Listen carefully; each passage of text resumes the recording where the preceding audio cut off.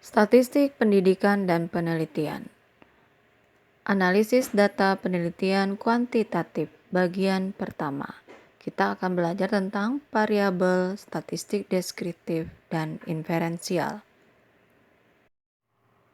Objek yang menjadi sasaran penelitian biasanya terdiri dari bagian-bagian atau aspek-aspek yang disebut dengan variabel penelitian. Variabel adalah konsep yang menunjukkan gejala yang bervariasi. Gejala-gejala yang dijadikan bervariasi menurut tingkat atau besar kecilnya. Analisis data pada penelitian kuantitatif ditunjukkan terhadap nilai-nilai variabel penelitian. Nilai-nilai variabel ada kalanya dalam bentuk angka, tetapi ada juga tidak dalam bentuk angka. Dalam bentuk angka, misalnya nilai variabel hasil belajar 6, 7, 5. Tingkat kecerdasan 110, 120, atau 115. Dan skor yang menunjukkan minat belajar siswa 40, 35, atau 55. Nilai variabel yang tidak berbentuk angka misalnya nilai variabel jenis kelamin siswa, laki-laki atau perempuan. Nilai variabel suku, contohnya Jawa, Batak, Mandaling, atau Minang. Macam-macam variabel penelitian dapat dibedakan menjadi variabel independen, yaitu variabel yang sering juga disebut sebagai variabel stimulus, input, prediktor, dan antecedent. Dalam bahasa Indonesia sering disebut sebagai variabel bebas. Variabel bebas atau independen yaitu variabel yang menjadi sebab timbulnya atau berubahnya variabel dependen atau variabel terikat. Jadi variabel independen adalah variabel yang mempengaruhi. Dalam kajian statistik Structural Equation Modeling atau SEM atau pemodelan persamaan struktural, variabel independen disebut sebagai variabel eksogen. Yang kedua, variabel dependen. Variabel dependen disebut sebagai variabel respon, output, kriteria, konsekuen. Dalam bahasa Indonesia sering disebut sebagai variabel terikat. Variabel dependen atau terikat merupakan variabel yang dipengaruhi atau menjadi akibat karena adanya variabel bebas atau independen. Dalam kajian statistik Structural Equation Modeling atau SEM atau pemodelan persamaan struktural, variabel independen disebut sebagai variabel endogen. Jadi variabel dependen disebut juga sebagai variabel endogen. Antara variabel independen dan dependen masing-masing tidak berdiri sendiri, tetapi selalu berpasangan. Misalnya kepemimpinan dan produktivitas kerja. Kepemimpinan sebagai variabel independen, produktivitas kerja sebagai variabel dependen. Contoh lainnya panas dan muai panjang. Panas sebagai variabel bebas atau independen. Muai panjang sebagai variabel dependen atau variabel yang dipengaruhi. Selanjutnya variabel moderator. Variabel moderator adalah variabel yang mempengaruhi atau memperkuat atau memperlemah hubungan antara variabel independen dan dependen. Variabel ini disebut dengan variabel independen kedua. Misalnya hubungan antara suami dan istri akan semakin akrab apabila telah mempunyai anak. Dalam hal ini, anak adalah variabel moderator yang memperkuat hubungan. Tetapi sebaliknya hubungan suami istri akan semakin renggang apabila ada pihak ketiga. Dalam hal ini, pihak ketiga adalah variabel moderator yang memperlemah hubungan. Contoh lainnya hubungan antara kemampuan dan produktivitas kerja akan semakin tinggi bila etos kerja tinggi. Dan hubungan antara kemampuan dan produktivitas kerja akan semakin rendah bila etos kerja rendah. Etos kerja sebagai variabel moderator. Yang keempat adalah variabel intervening. Variabel intervening adalah variabel yang secara teoritis mempengaruhi, memperkuat, atau memperlemah hubungan antara variabel independen dan dependen, tetapi tidak terukur. Misalnya, siswa yang pandai nilainya akan tinggi, tetapi dalam kasus tertentu terdapat siswa yang pandai tetapi nilainya rendah.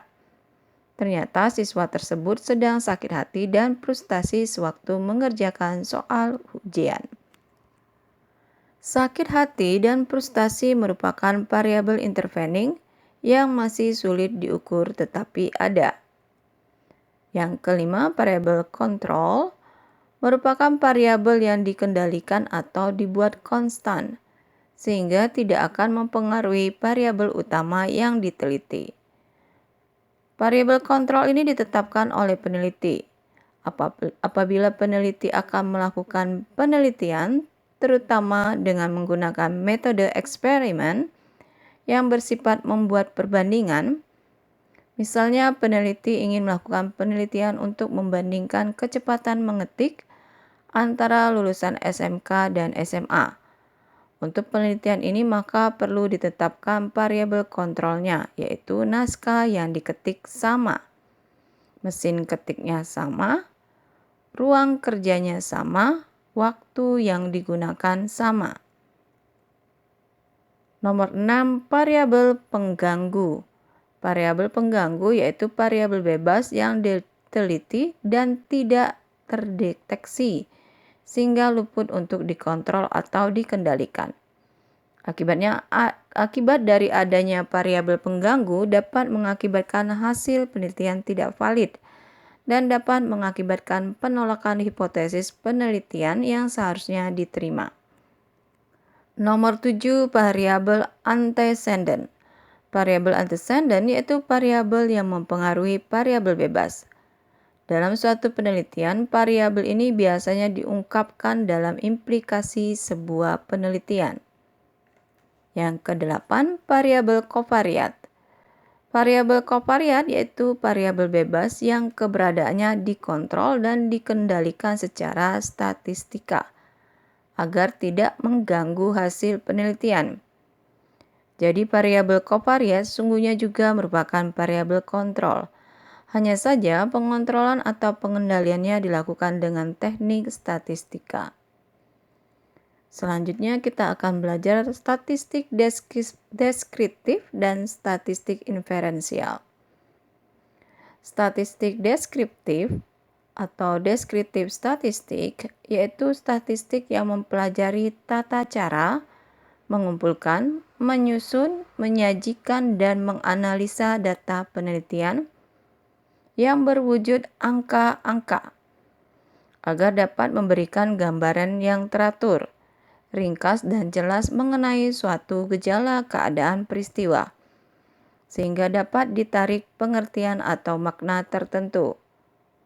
Analisis data yang tergolong statistik deskriptif terdiri atas tabel, grafik, mean median, modus, pengukuran variasi data, dan teknik statistik lain yang bertujuan hanya mengetahui gambaran atau kecenderungan data tanpa bermaksud melakukan generalisasi. Statistik inferensial atau inferential statistics yaitu statistik yang mempelajari atau mempersiapkan tata cara penarikan kesimpulan mengenai karakteristik populasi berdasarkan data kuantitatif yang diperoleh dari sampel penelitian. Penarikan kesimpulan mengenai karakter populasi berdasarkan data sampel yang diambil populasinya disebut generalisasi atau induksi. Karena itu, statistik inferensial juga dikenal sebagai induktif atau induktif statistik. Di samping fungsi generalisasi, statistik inferensial juga menyediakan aturan-aturan tertentu dalam rangka penyusunan atau pembuatan ramalan atau prediction maupun penaksiran atau estimation.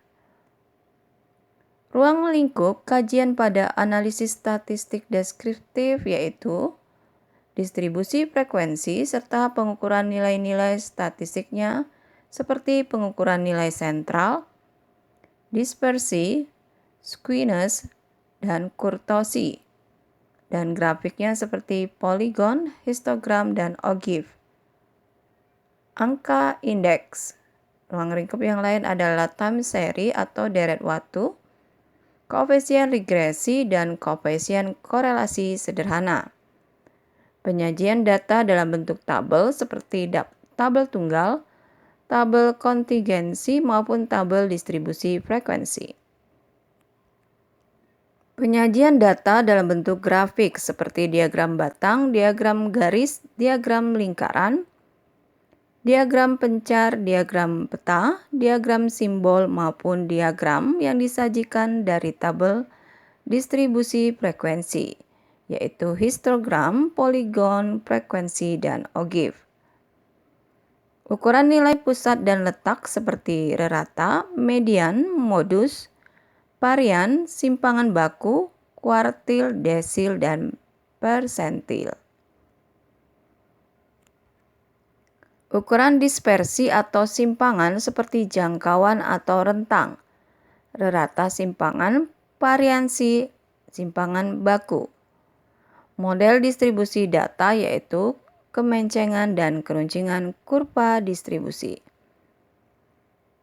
Ruang lingkup yang lain adalah angka indeks, time series, deret waktu atau data berkala. Ruang lingkup kajian pada analisis statistik inferensial adalah probabilitas, distribusi teoritis, sampling, dan distribusi sampling. Estimasi harga parameter, uji hipotesis termasuk uji square dan analisis varians. Analisis regresi untuk prediksi, korelasi dan uji signifikansi, time series atau deret waktu, koefisien regresi dan koefisien korelasi sederhana, uji persyaratan analisis, uji pelanggaran klasik seperti uji normalitas, uji homogenitas, uji kelinearan, uji multikolinearitas.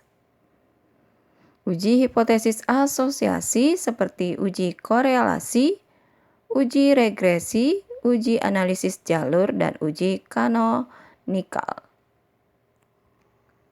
Uji hipotesis komparasi seperti uji T, uji beda dua kelompok data, uji Taket, analisis varian, analisis kovarian, multivarian, analisis varians, dan multivariate analisis kovarians. Itulah tadi ruang lingkup kajian pada analisis statistik inferensial, variabel pada statistik analisis data penelitian kuantitatif bagian pertama.